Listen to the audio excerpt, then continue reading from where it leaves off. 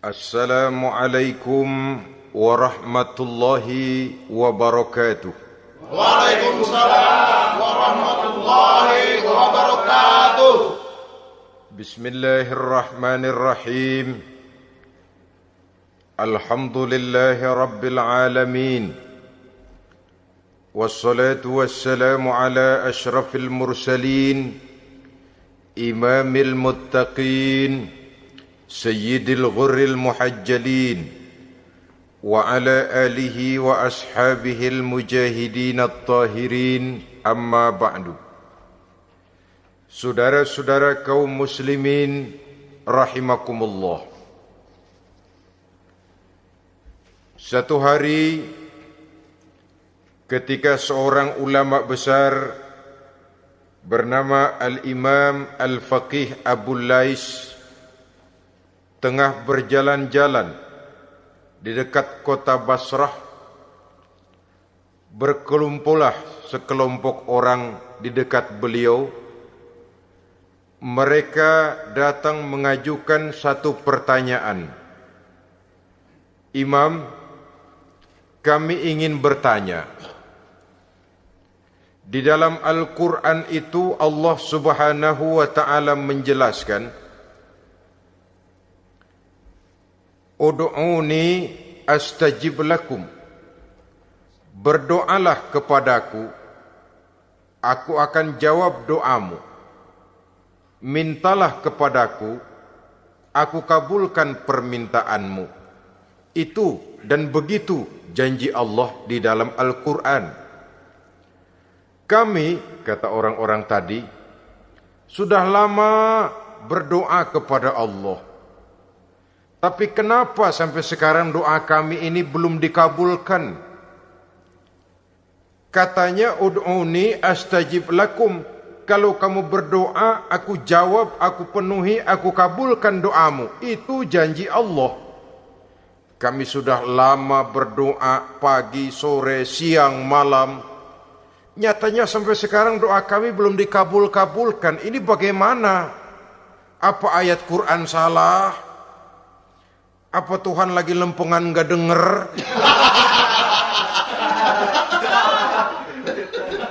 Apa doa kami yang terbalik? Kelihatannya sepele saja ini. Doa tidak didengar oleh Allah.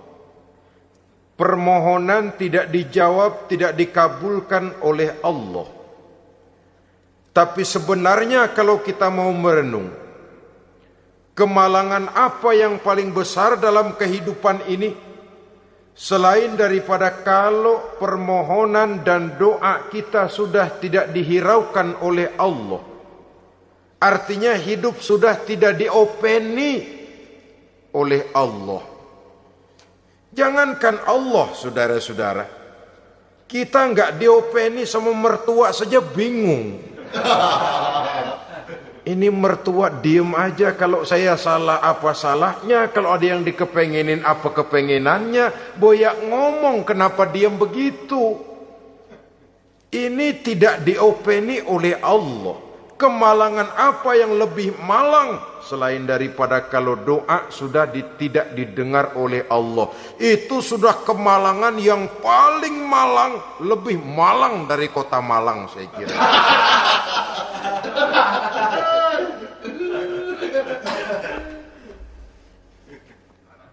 Menghadapi pertanyaan ini, Imam Al-Faqih Abu Lais senyum. Lalu beliau berkata, tuan-tuan, tahu kenapa doa tuan-tuan tidak dijawab, permohonan tidak dikabulkan, Allah sudah tidak memperdulikan tuan-tuan ini? Kami tidak tahu, Imam, maka kami bertanya. Begini, hati tuan-tuan itu mati. Dari hati yang mati, channel tidak nyambung kepada Allah. Dari channel yang putus tidak ada getaran strom, bagaimana akan timbul gejala? Hatimu mati, jadi pantas kalau doa tidak dikabulkan, permohonan tidak dipenuhi, doa tidak terjawab, hatimu mati. Saudara-saudara kaum muslimin, dari hati yang mati ini, getaran tidak akan sampai ke hadratullah azza wa jalla. Nah, ini juga satu penyakit yang kita sangat khawatirkan, yaitu apabila hati kita sudah mati selagi jasad masih hidup. Artinya, jadilah kita bangkai berjalan di hadapan Allah Subhanahu wa ta'ala. Sementara kita sangat disibukkan dengan menggali berbagai macam jenis obat penangkal penyakit zahir, dan kita kurang perhatian untuk mencari obat penangkal penyakit batin yang kalau diserang penyakitnya menghancurkan kehidupan abadi di akhirat nanti. Perkembangan ilmu kedokteran nyata benar diikuti dengan perkembangan jenis-jenis penyakit. Makin maju ilmu kedokteran, makin modern penyakit. Ngerti juga rupanya itu penyakit. Dulu kita tidak kenal yang namanya AIDS. Kita tidak tahu yang namanya liver. Kita tidak kenal yang namanya stres. Paling yang banyak cika, masuk angin, dan sebagainya. Tapi baiklah, penyakit-penyakit batin yang menyebabkan hati menjadi mati, dan dari hati yang mati, doa tidak naik, tidak didengarkan oleh Allah Subhanahu wa ta'ala. Nah, kata orang-orang tadi, yang menyebabkan hati kami mati ini apa, Imam? Beliau menjawab, pertama, araftumullaha wa lam tu'tuhu haqqahu. Yang menyebabkan hatimu jadi mati, pertama, kamu kenal benar kepada Allah, tapi haknya untuk disembah, kewajibanmu untuk menyembah, tidak pernah kamu laksanakan. Bagaimana Allah tidak akan jauh dari kita kalau kita tidak akan mengadakan pendekatan kepadanya. Dan pendekatan kepada Allah hanya bisa kita tempuh melalui jalur kegiatan ritual ibadah.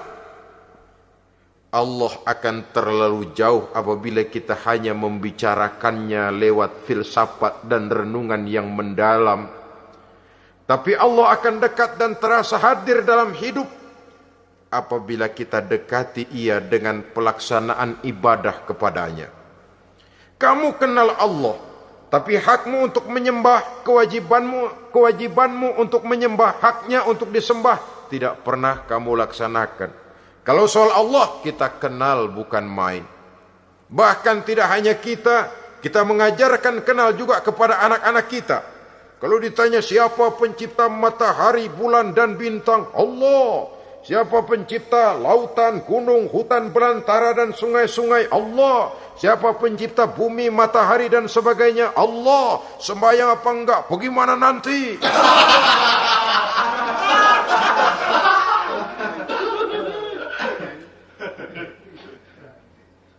Tanpa pendekatan, Allah akan jauh. Apabila Allah jauh, maka doa tidak akan didengarkan olehnya. Oleh sebab itu, logika mengajarkan kepada kita, berpayahlah dulu, wa man ladzatu illa ba'da ta'ab, inna ma'al usri yusra. Di balik kesulitan menunggu kemudahan. Nikmat baru akan terasa, kelezatan hidup baru akan terasa setelah kita jerih payah banting tulang peras keringat. Rasanya memang lebih nikmat sepotong singkong hasil cucuran keringat sendiri ketimbang roti dijejelin orang.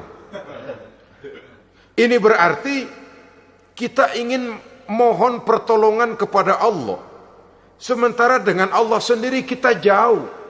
Sama saja dalam kehidupan kita analoginya, saudara-saudara. Orang tidak kenal kepada saudara, tahu-tahu jauh dari saudara, tahu-tahu datang mau minjem duit. Apa kesan saudara? Enak aja, kenal enggak, dekat enggak, datang-datang mau minjem duit. Emang duit percetakan bapak lu?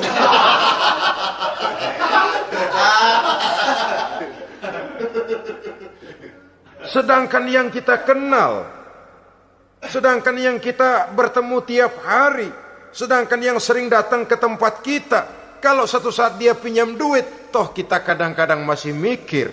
Apalagi datang nggak pernah, berkunjung nggak pernah, ngobrol nggak pernah, apalagi kenal juga nggak pernah, datang-datang mau minta. Macam apa? Datang nemuin Tuhan setahun 2 kali. Idul Fitri doang sama Idul Adha. Doa cerewet banget. Apa aja diminta. Saudara hadirin, bagaimana doa akan kabul, permohonan akan dijawab? Jikalau kita jauh dari Allah, kita kenal Allah, haknya untuk disembah, kewajibannya untuk menyembah, tidak pernah kita laksanakan. Itu yang menyebabkan hati kita lalu menjadi mati. Padahal mengenal Allah, setelah mengenalnya, mengadakan pendekatan kepadanya melalui ritual ibadah yang dicontohkan oleh Rasulullah Sallallahu Alaihi Wasallam. Ini hal pertama yang menyebabkan hati jadi mati. Kamu terlalu kenal Allah tapi tidak pernah menyembah kepadanya. Sama aja orang kerja kagak, habis bulan mau minta gaji. Karena kita jitak palanya. Macam apa? Kerja enggak, tahu-tahu datang mau minta gaji. Kerja dulu yang baik, habis bulan baru. Enggak diminta pun memang sudah ada jatahnya. Ibadah dulu kita kepada Allah. Soal Allah memberikan karunia kepada kita, itu hak Allah. Apabila kita dekat dengannya, ibadah yang kita laksanakan benar, karunia itu akan datang kepada kita. Saudara-saudara, yang kedua yang menyebabkan hati jadi mati, qara'tumul Qur'an walam ta'malu bih. Kamu baca Al-Qur'an tapi ajarannya tidak pernah kamu amalkan. Kamu baca Quran tapi isinya kamu injak-injak. Sehingga ada peringatan dari Rasul Sallallahu Alaihi Wasallam. Beliau bersabda, "Iza azzamat ummatid dunya wa fi riwayatin dinaron wa dirhaman nuzi'at minha haibatul Islam. Wa iza turikatil amru bil ma'rufi wan nahyu 'anil munkari hurimat 'alaihim barakatul wahyi. Wa iza tasabat ummati saqatat min 'ainillah." 3 peringatan keras tapi yang merupakan gejala penyakit kita umat Islam diperingatkan oleh Nabi kita. Pertama, iza azzamat ummatid dunya. Apabila umatku telah terlalu mengagung-agungkan dunia, apabila umatku telah jatuh menjadi umat yang materialistis, segalanya diukur dari sudut keduniaan saja, nuzi'at minha haibatul Islam, maka akan dicabutlah dari mereka kehebatan agama Islam. Hilang kehebatan Islam apabila kita jatuh menjadi umat pengagung dunia, penyembah materi. Nilai kita, keberadaan kita tidak dihargai orang lain. Orang memandang kita remeh saja. Orang Islam gak ada apa-apanya, bayar aja. Bisa dibeli, bisa diatur, bisa dikerjain, garap saja. Nuzi'at minha haibatul Islam, hilang dari mereka kehebatan Islam ini. Kenapa? Mereka telah mengagungkan dunia dan menjadikannya sebagai tujuan. Padahal dunia cuma alat, materi cuma alat, harta cuma alat. Yang kedua, wa iza turikatil amru bil ma'rufi wan nahyu 'anil munkari hurimat 'alaihim barakatul wahyi. Apabila telah ditinggalkan amar ma'ruf dan nahi munkar, maka hilanglah keberkahan wahyu. Ini yang ada hubungannya dengan masalah kita. Kita baca Quran, kita tidak amalkan isinya. Bagaimana hati tidak jadi mati? Amar ma'ruf dan nahi munkar ditinggalkan orang, hilang keberkahan wahyu. Pada saat itu boleh jadi Quran ada, tapi cuma tinggal tulisan saja. Islam ada, cuma tinggal sekedar nama saja. Diseminarkan, disimposiumkan, dimuktamarkan, tapi tidak dijabarkan dalam kehidupan sehari-hari. Apabila amar ma'ruf dan nahi munkar telah ditinggalkan orang, hilang keberkahan Quran itu. Akibatnya apa? Apabila amar ma'ruf tidak lagi digalakkan orang, nahi munkar tidak dilaksanakan orang, lalu orang menilai sesuatu menurut seleranya sendiri. Mana yang ma'ruf, mana yang munkar, tidak ada lagi patokan utama. Kalau baik kata otaknya, dia kerjakan. Tidak baik menurut otaknya, dia tinggalkan. Agamanya adalah otak, berhalanya adalah akal. Akhirnya umat kehilangan pedoman. Tidak lagi jelas mana batas yang ma'ruf, mana batas yang munkar. Dalam kondisi sedemikian, akhirnya akan terjadi penjungkiran nilai. Paling celaka nantinya, yang ma'ruf malah dianggap munkar, yang munkar malah menjadi ma'ruf. Peringatan ketiga dari Nabi, wa iza tasabat ummati saqatat min ainillah. Apabila umatku sudah saling berbantahan, apabila umatku sudah saling caci memaki, saqatat min ainillah, jatuhlah mereka dalam pandangan Allah Subhanahu wa taala.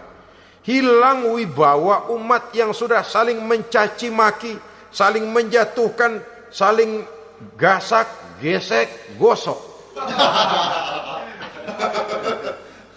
Justru agama menganjurkan kita ini saling asah, asih, asuh. Kadang yang kita praktekkan, kita ini saling gasak. Yang kedua, saling gesek. Yang ketiga, saling gosok. Gasak, gesek, gosok. Kacau kita ini. Saling gasak, menjegal kawan seiring, menggunting dalam lipatan. Saling gosok, fitnah sana, fitnah sini. Saling gesek, sikut kiri, sikut kanan. Tidak peduli orang lain luka dan sebagainya. Yang penting dia bisa nangkring. Jatuh kita dalam pandangan Allah apabila umat sudah saling mencaci maki. Maka kita kembali kepada persoalan. Hal kedua yang menyebabkan hati jadi mati, qara'tumul Qur'an walam ta'malu bih. Kita baca Al-Quran, tapi ajarannya nyaris tidak kita amalkan di dalam kehidupan kita. Akibatnya, hati lalu jadi mati. Itu yang kedua. Yang ketiga, yang menyebabkan hati jadi mati dan doa tidak terjawab. Idda'aitum annakum min ummati Muhammadin sallallahu alaihi wasallam. Walam ta'malu bisunnatihi. Kamu mengaku, kamu memproklamirkan diri sebagai umatnya Nabi Muhammad, tapi sunnahnya tidak pernah kamu amalkan. Malahan perkembangan paling akhir, bukan saja tidak mau mengamalkan sunnah, malah mengingkari sunnah. Inna lillahi wa inna ilaihi raji'un. Nabi Muhammad itu manusia biasa seperti kita. Sebagai manusia dia bisa salah. Dan ternyata hadis banyak yang palsu. Yang otentik cuma Quran. Selebihnya adalah sejarah. Tidak ada itu sunnah. Langsung saja kepada Quran. Hadis itu bukan sumber hukum. Tidak perlu mengamalkan sunnah. Saudara-saudara kaum muslimin, mengaku kita umat Nabi, tapi sunnahnya kita campakkan, tidak kita amalkan. Setelah tidak kita amalkan, kita campakkan. Setelah kita campakkan, kita ingkari pula. Inna lillahi wa inna ilaihi raji'un. Bagaimana hati tidak jadi mati? Kalau siang malam kita memproklamirkan diri sebagai umat Nabi Muhammad, sementara sunnahnya kita campakkan, kita abaikan, dan kita ingkari dia, sunnah itu. Padahal jikalau sekarang kita mengenal Islam, jikalau kita sekarang ngerti halal haram, tahu hak batil, bisa memilah dan memilih antara yang ma'ruf dengan yang munkar, itu utamanya adalah karena jasa Nabi Muhammad SAW, yang dari generasi ke generasi dilanjutkan oleh para sahabat, oleh tabi'in, oleh tabi'it tabi'in, terus oleh para ulama-ulama sampai kepada kita sekarang ini. Walaupun beliau hanya berfungsi sebagai penyampai, tapi kepribadiannya dijadikan model oleh Allah Subhanahu wa taala di dalam kita melaksanakan kehidupan beragama. Bahwa beliau manusia seperti kita, memang dalam arti unsur biologisnya ya manusia, punya darah, punya daging, punya hati, punya perasaan, bisa sedih, bisa gembira, tetapi beliau itu termasuk basyarun la kal basyar, manusia yang tidak seperti manusia pada umumnya, punya spesifik. Dan itu wajar sebagai seorang Rasul pilihan Allah, apalagi merupakan Rasul pilihan dari sekian puluh pilihan. Bahwa jamrud itu batu memang, tapi nilainya kan berbeda dengan batu kolar. Satu truk batu kolar dengan barangkali segenggam batu jamrud, nilainya tentu jauh lebih mahal batu jamrud. Kalau soal batunya, sama batunya, tapi nilainya berbeda karena esensinya berbeda. Kita manusia, Nabi Muhammad juga manusia, sama manusianya memang, tapi kualitasnya, nilainya tentu jauh panggang daripada api. Itu sebabnya Allah menjadikan beliau sebagai model. Laqad kana lakum fi rasulillahi uswatun hasanah. Di dalam diri Rasul itu terdapat contoh teladan yang sangat baik bagi kita. Oleh karenanya, pada pertemuan kali ini, apabila kita konsekuen mengaku umat Nabi Muhammad, marilah konsekuen juga menegakkan sunnahnya. 3. Yang keempat, yang menyebabkan hati jadi mati dan doa tidak terjawab, akaltum ni'mata rabbikum walam tashkurulah. Tiap hari kamu makan nikmat Tuhanmu, tapi kamu tidak pernah mau bersyukur kepadanya, kepada Allah Subhanahu wa ta'ala. Nikmat Tuhan kita doyan banget, tidak pernah sehari dan sesaat pun terlepas diri dan hidup ini dari nikmat-nikmat yang diberikan Allah. Sejak kita bangun tidur sampai tidur kembali, bahkan tidur itu sendiri, di pasar, di sawah, di kantor, dimanapun kita berada, gak pernah nikmat Allah berhenti. Hidup kita dalam alam diberikan segala fasilitas untuk menunjang kehidupan. Gak pernah Allah pasang pajak matahari, gak pernah Allah pasang pajak gas udara. Nikmat-nikmat yang banyak itu tiap hari kita kecap, tiap hari kita nikmati. Tapi kita tidak pandai bersyukur. Padahal Allah memberikan peringatan keras dalam hadis qudsinya.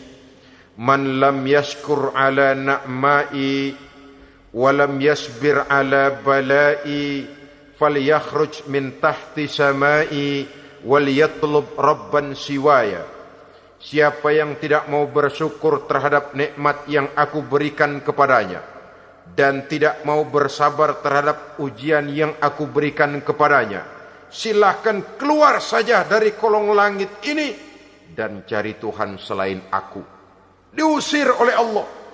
Kalau orang tidak mau bersyukur terhadap nikmat yang aku berikan dan tidak mau bersabar terhadap ujian yang aku timpakan, keluar dari kolong langitku, keluar, cari Tuhan selain aku.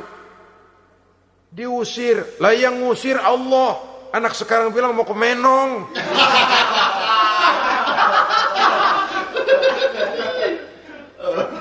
Kalau diusir kita dari Jakarta, masih bisa pindah ke Bandung.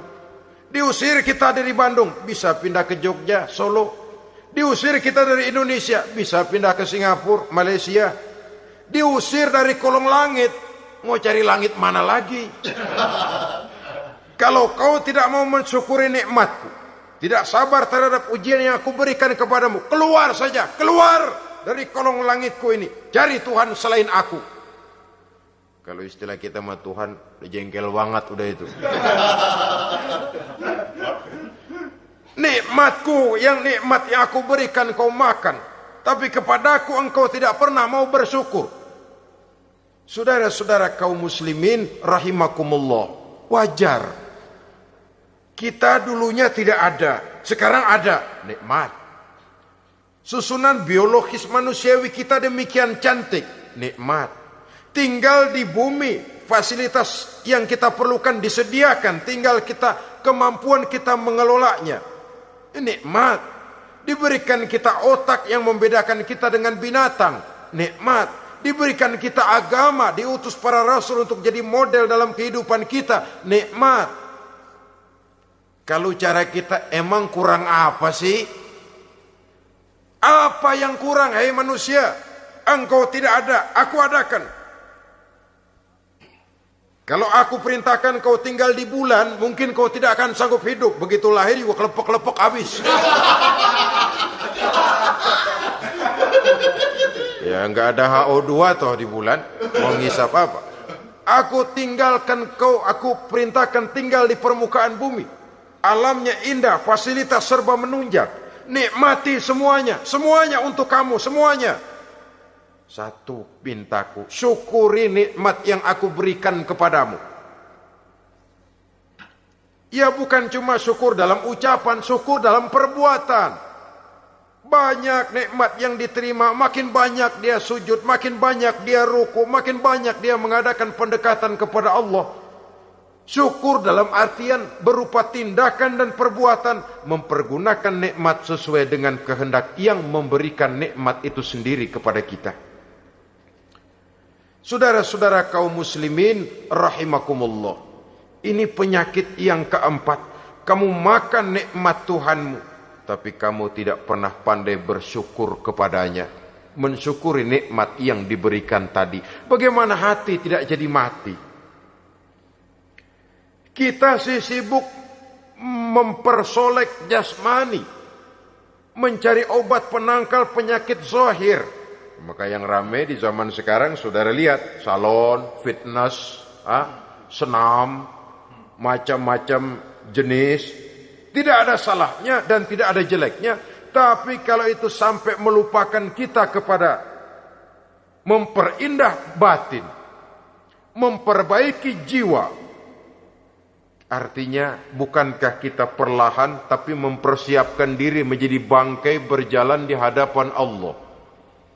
Dengan operasi plastik, yang pesek jadi mancung, yang sipit jadi belok, kulit keriput jadi kencang, pipi terlalu cekung bisa diatur. Saudara-saudara, tapi kalau hati yang rusak, jiwa yang rusak, kemana lagi kita akan berobat kalau bukan kepada agama? Maka hati itu jadi mati apabila kita selalu memakan nikmat Allah dan tidak pandai mensyukuri nikmat itu. Dari hati yang mati tidak akan ada getarannya. Oleh sebab itu doa tidak terjawab. Selanjutnya, yang menyebabkan doa tak terjawab dari sebab matinya hati, qultum annal mauta haqqun wa lam tasta'iddu lahu. Kamu berkata, kamu yakin bahwa mati adalah sesuatu yang benar, tapi kamu tidak pernah punya persiapan untuk mati. Padahal menurut logika, orang yang akan bepergian jauh tentu dia harus mempunyai bekal yang cukup. Semakin jauh jarak perjalanan yang akan ditempuhnya, semakin banyak perbekalan yang harus dibawanya. Dahulu, seketika beberapa jamaah dari Yaman akan melaksanakan ibadah haji dengan nekat, mereka berprinsip, pokoknya kan berangkat haji jadi tamunya Allah, nanti Allah yang akan ngelayanin. Mereka nekat, modal badan doang berangkat. Diadukan kepada baginda Rasul, lalu turun peringatan dari Allah, wa tazawwadu fa inna khairaz zadi taqwa. Jangan begitu, bawa bekal. Sesungguhnya bekal yang paling baik adalah takwa. Bahwa berangkat dengan bekal takwa itu bekal yang paling utama. Tapi bekal-bekal yang lain pun jangan diabaikan. Kalau kita akan berangkat untuk tujuan yang baik, bekal yang paling utama memang takwa. Tapi tidak berarti harus mengabaikan bekal-bekal yang lain. Begitulah, semakin jauh perjalanan yang akan kita tempuh, semakin banyak bekal yang harus kita hadapi. Kalau saudara mau pergi ke Surabaya, tidak membawa bekal kemudian berani berangkat, rasanya sih saya pikir itu bukan berani, nekat namanya. Sama saja orang belum pernah sembahyang mati. Nekat tuh orang. Berani amat. Belum berbuat kebaikan barang sedikit pun sudah mati. Nekat namanya itu. Sama saja tadi, nggak bawa bekal apa-apa berangkat ke Surabaya. Sampai Surabaya belum tentu, sengsara udah jelas. Belum punya bekal yang baik sudah mati. Sampai ke surga belum tentu, tapi kebelangsak dan sengsara rasa-rasanya pasti itu. Oleh karena itu, kalau kita yakin mati sesuatu yang benar, sesuatu yang pasti datang menimpa, maka hendaklah kita mempersiapkan bekal. Kemudian, idda'aitumun najata minan nar wa ramaitum fiha anfusakum. Kamu memproklamirkan diri ingin selamat dari neraka, tapi kamu lemparkan dirimu ke dalam neraka. Bagaimanapun bajingannya bajingan, kalau ditanya, ente mau masuk neraka enggak? Jawabannya pasti enggak. Itu pasti perbuatannya sendiri yang melemparkan dirinya ke dalam neraka, membiarkan dirinya berlarut-larut, bertimbun-timbun dalam dosa dan kesalahan, dan tidak akan ada niatan untuk memperbaiki diri.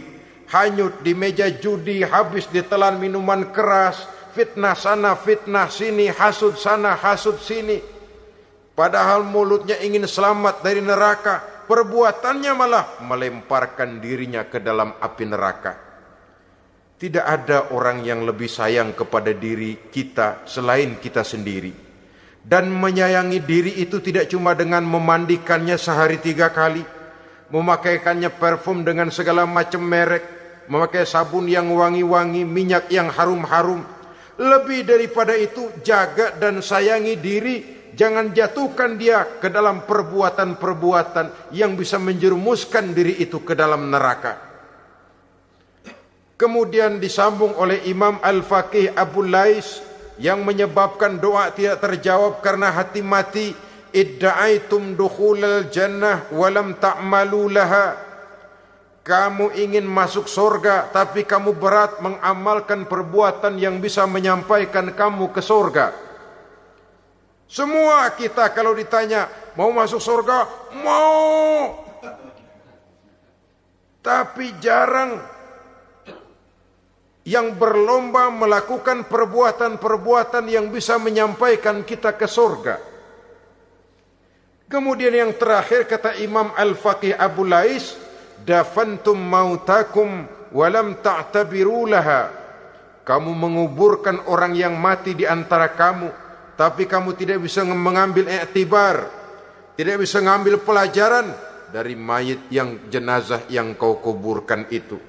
Mestinya kan nguburin orang tuh membuat sadar. Iya, kalau sekarang dia saya baringkan di liang lahat, menghadap ke arah kiblat, bantalnya tanah, setelah itu ditutup dengan papan, lalu ditimbun dengan tanah. Iya, sekarang giliran dia, giliran saya, entah besok, lusa, bulan depan, tahun depan, tapi pasti mengubur mayat, mengubur jenazah, tapi tidak bisa mengambil iktibar dari yang dilaksanakannya itu. Ini merupakan penyakit-penyakit batin yang merupakan handicap, yang menimbulkan jarak antara kita dengan Allah Subhanahu wa ta'ala. Pantas kalau itu semua ada pada diri kita, hati jadi mati. Dari hati yang mati, doa tidak akan tembus. kita tidak lagi akan diperdulikan oleh Allah Subhanahu wa taala. Dan itu sekali lagi kemalangan yang terbesar dalam kehidupan kita. Bagaimana jalan keluarnya? Pertama, memperbaiki batin kita, menyelamatkan diri daripada penyakit-penyakit yang bisa mematikan hati seperti yang sudah saya sebutkan tadi. Yang kedua, berdoa dengan adab, sehingga tata cara di dalam kita bermohon kepada Allah Subhanahu wa taala dibicarakan secara khusus oleh Al-Imamul Ghazali dalam kitab Ihya beliau yang disebut adabud doa. Adab di dalam kita melaksanakan doa kepada Allah Subhanahu wa taala. Setelah batin ini bersih dari penyakit-penyakit hati yang bisa menyebabkan hati jadi mati, berdoalah kita kepada Allah. Bagaimana adabnya? Kata Imamul Ghazali rahimahullah, yang pertama hendaklah ia di dalam berdoa itu memilih waktu yang mulia. Minal awqatis syarifah, kata beliau. Memilih waktu-waktu yang punya nilai mulia. Ramadan dalam 1 tahun, Jumat dalam tiap minggu, sepertiga malam yang akhir pada setiap hari, waktu-waktu yang punya nilai mulia. Walaupun misalnya saudara berdoa pada hari Kamis, tidak ada halangannya Allah mau kabulkan. Ini tidak berarti bahwa kalau sudah berdoa hari Jumat lalu hari Kamis tidak mau berdoa, tidak. Lebih memilih mengintai waktu-waktu yang punya nilai mulia. Lailatul Qadar sekali dalam setahun. Waktu-waktu yang punya nilai mulia. Logikanya begini, saudara-saudara. Kalau kita datang ke rumah seseorang, tujuan utama kita minjem duit, yang paling pertama kita perhitungkan tanggal berapa nih? Kan itu toh, tanggal berapa? Kalau tanggal 20 atuh minjem duit, orang lagi ngap-ngapan, boro-boro dia bisa minjemin, dia sendiri mungkin lagi pusing. Kita lebih dulu kita amatin tanggal berapa nih? Yang enak sore apa siang? Jam 2. Jam 2 dia baru pulang dari kantor, tapi giliran tidur. Kalau dia tidur dibangunin datang mau minjem duit, kagak dimaki-maki juga kebagusan deh. Kan kita lihat waktunya, timingnya kata orang sekarang. Tanggal berapa, sore apa malam, apalagi gulem apa terang bulan. Itu semua sudah kita atur sedemikian rupa, memilih waktu. Yang kedua kata Imamul Ghazali, memilih keadaan yang istimewa. Kalau tadi soal waktu, yang kedua soal keadaan. Ada situasi-situasi di mana doa itu diijabah oleh Allah Subhanahu wa taala. Di antaranya kata Imam Abi Hurairah, "Inda zahfi sufufi sabilillah." Pada waktu mengatur barisan perang membela agama, di situ doa kabul. Inda nuzulil ghais, ketika turun gerimis, di situ doa makbul. Inda iqamis shalah, ketika salat mau didirikan, riwayat lain bainal azan wal iqamah, antara azan dan qomat, di situ doa makbul. Itu memilih keadaan-keadaan. Kemudian yang ketiga kata beliau, berdoa menghadap kiblat. Ya, apa kalau doa madhab mudik Tuhan gak tahu? Tahu. Tuhan gak dengar? Dengar. Cuma lebih etis. Lebih etis kalau kita berdoa menghadap ke arah kiblat. Saudara-saudara kaum muslimin rahimakumullah. Yang keempat, hifdzus saut, menyederhanakan suara.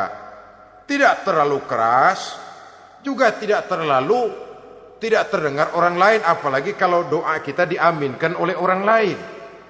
Tidak usah terlalu keras. Kenapa?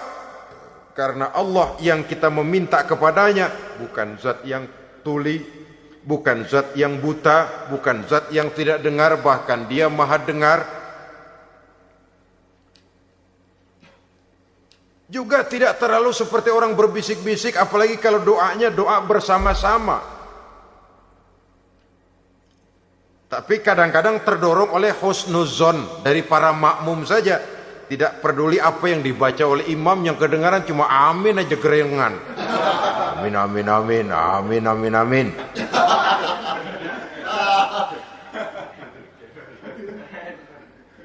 Juga tidak terlalu keras, seperti orang berdoa, seperti orang pidato. Saudara-saudara kaum muslimin rahimakumullah. Yang kelima, alla yatakallafa saja fid du'a. Dalam berdoa, kalau istilah kita, jangan nyelongcong. Suja ini menunjukkan sikap berani kepada Allah. Misalnya ada orang berdoa, ya Allah ampunilah saya kalau engkau mau. Kalau Allah mau. Kasihanilah saya ya Allah kalau engkau mau. Itu doa orang songong. Atau sama saja, ya Allah berilah saya rezeki dikit aja. Emang kenapa pakai begitu?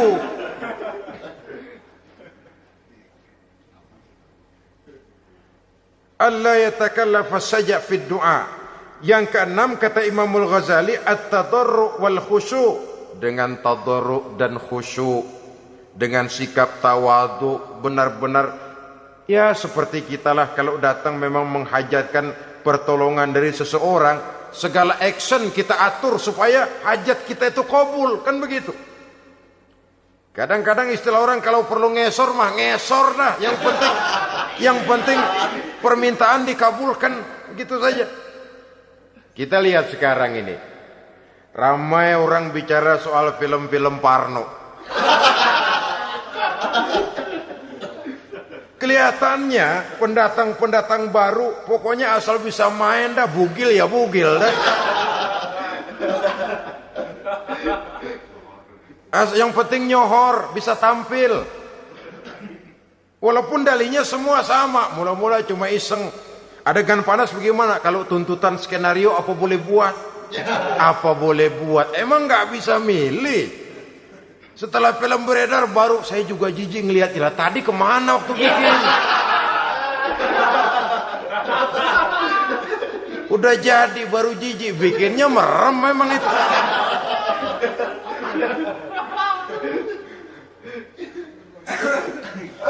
Tapi ada satu analogi, asal bisa main, asal bisa tampil di layar, apa saja jadi taruhan sudah. Bugil ya bugil dah, nggak soal dah, pokoknya bisa main, tampil, nyohor, masuk koran.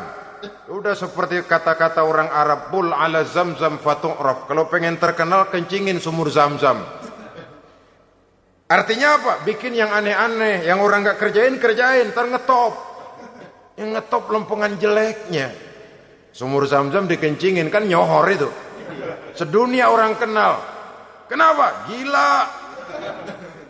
Saudara-saudara kaum muslimin rahimakumullah, sangat kita sayangkan kalau lalu orang berlomba-lomba dengan cuma modal paha mulus, wajah cantik, dia mauin apa saja mau lalu bisa tampil. Akibatnya yang jadi korban adalah anak-anak kita. Disuguhi tontonan-tontonan yang meracuni jiwa mereka. Walaupun akibatnya barangkali ya lain, seperti band orkes dengan film memang akibatnya tidak langsung ya. Kalau band orkes akibatnya langsung, dia bisa berantem di tempat lokasi. Film orang nonton tahu dia di tempat itu, bukan di tempat itu dia praktek, pulang jadi pikiran dia. Tadi serem ya, ntar kalau udah kesempatan kita praktek. Ntar ngancemnya itu yang gak enak. Tapi yang saya analogkan dengan persoalan kita, tingkah pola artis apapun dilakukan asal bisa main. Nah itu tuh, asal dapat kesempatan acting. Dalihnya ya tuntutan skenario lah, iseng lah, macam-macam lah. Tapi yang jelas satu target, saya harus dapat kesempatan main. Untuk sampai ke situ, cara apa saja harus saya tempuh. Tidak peduli harus menginjak-injak norma dan budaya bangsa yang luhur. Tidak peduli harus bertentangan dengan kaidah agama. Tidak peduli hasilnya meracuni umat masyarakat, terutama generasi muda. Yang penting kan ngetop. Saudara-saudara, baiklah ya, itu soal lain. Tapi soal kita ialah at-tadarru wal khusyu'. Bermohon kepada Allah dengan tadarru, khusyuk dan tawadhu. Seperti kalau kita mau bermohon kepada seseorang, kita merendahkan diri. Pak, saya memang orang gak mampu, Pak. Utang saya udah selebar kampung, Pak. Anak udah 16 seperempat. Apa saja kita meratap, menghibah, mengeluh, merintih, ujungnya kan yang penting gue pinjam duit dapat dah.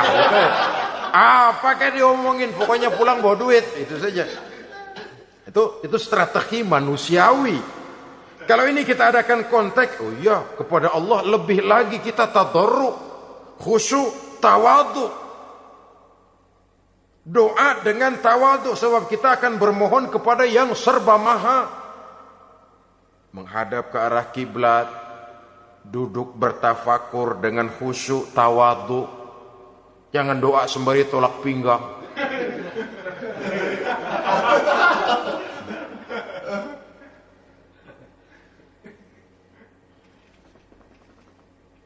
Yang ketujuh, kata Imamul Ghazali, ayyujzimad du'a wa yuqina bil ijabah. Hendaknya dia menjazamkan doanya itu dan yakin bahwa doanya akan dikabulkan oleh Allah. Sebab kata Nabi, innallaha la yaqbalu du'aan min qalbin ghafilin lahin. Allah subhanahu wa ta'ala tidak akan menerima doa dari hati yang lalai dan main-main. Doa ke orang ogah-ogahan.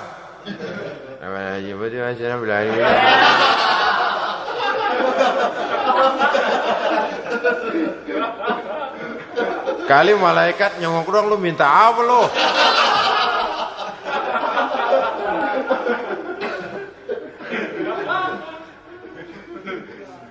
Seperti tadi itu, kita datang mau minjem duit sama orang, ngomongnya ogah-ogahan.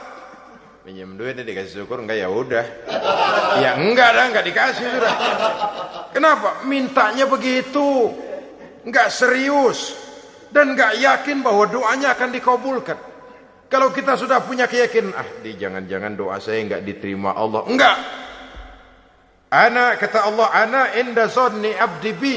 Aku sih bagaimana menurut sangka hambaku kepadaku saja.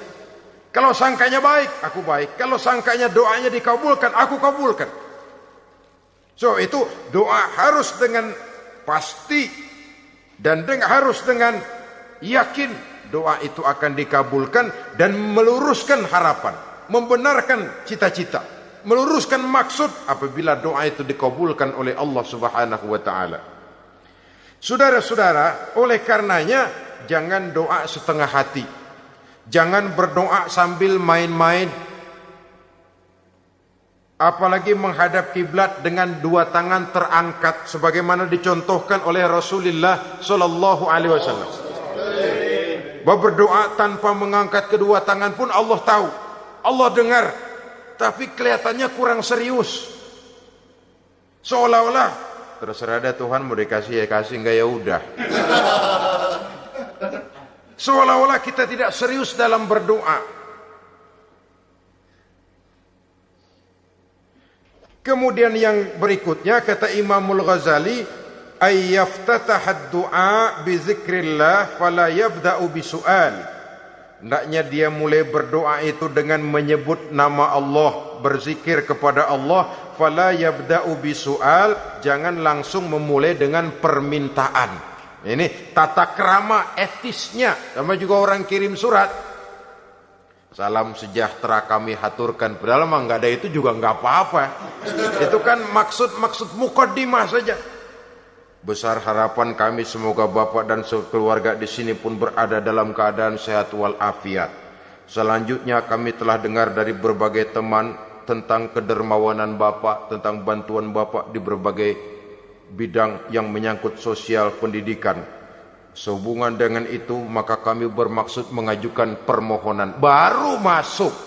Itu mah 15 kalimat kesonoin. Urusan lain. Intinya sehubungan dengan itu kami bermaksud memohon kepada Bapak. Kita mulai. Salam sejahtera kami haturkan. Bersama ini pula kami macam-macam lah. Sama juga seperti tadi itu. Kita datang mau minjem duit. Datang karena kita tahu datang habis bulan. Malam terang bulan. Udaranya sejuk. Ngobrol lah kita. Dapat teh. Apa kabar Pak? Baik. Aduh Bapak sih, untung dah Pak. Kayak pemurah lagi. Saya tahu Bapak banyak nyumbang di mana-mana. Di Angon aja tuh orang di Angon.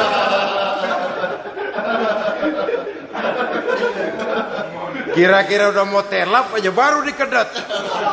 Ngomong-ngomong Pak, nah mulai nih kalau udah ngomong dah tuh mulain. Baru masuk. Jadi etisnya berdoa itu dimulai dengan zikrullah. Karena itu umumnya dimulai dengan Alhamdulillahi Rabbil Alamin. Kita puji dulu Allah.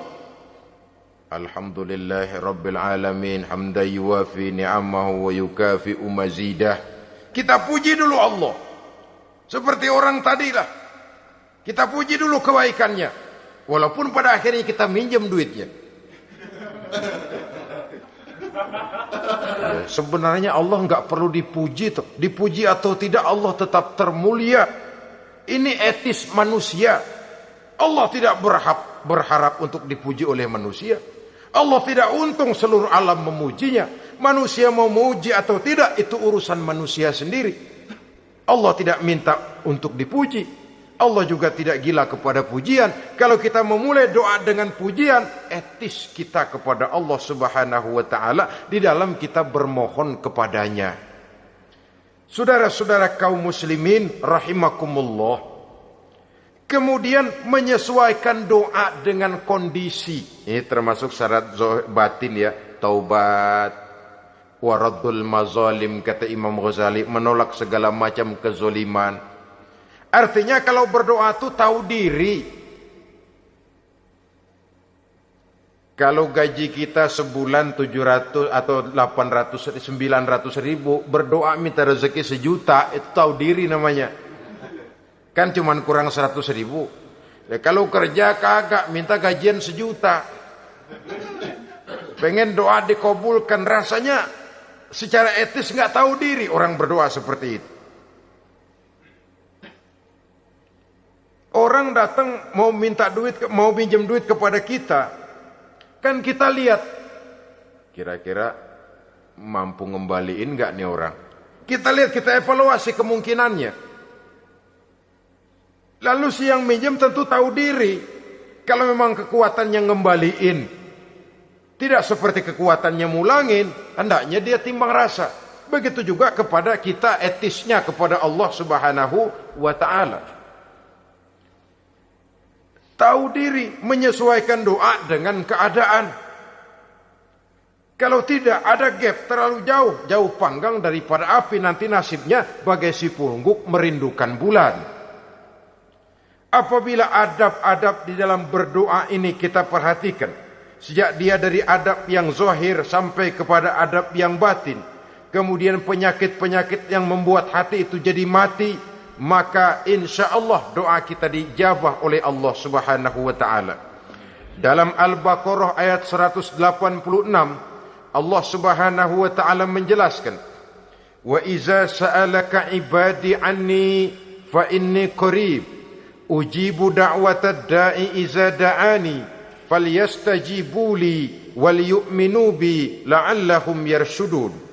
Apabila hambaku bertanya kepadamu Muhammad tentang aku, kata Allah, fa inni qarib, katakan kepadanya aku dekat sekali dengan mereka.